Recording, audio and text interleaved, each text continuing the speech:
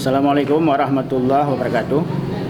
Kami atas nama pemerintahan Kampung Tumbuh Baru, Kecamatan Kota Malaka, Kabupaten Aceh Besar, mengucapkan marhaban ya Ramadan tahun 1441 Hijriah. Selamat menunaikan puasa Ramadan.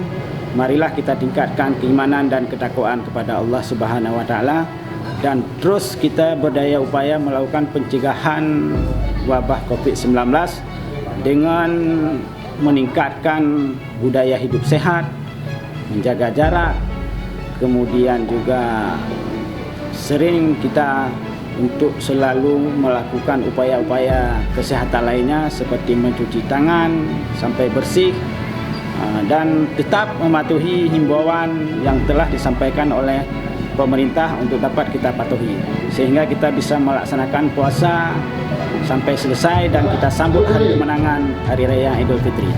Demikian Kecil Tumbuh Baru, Khalid Wardana.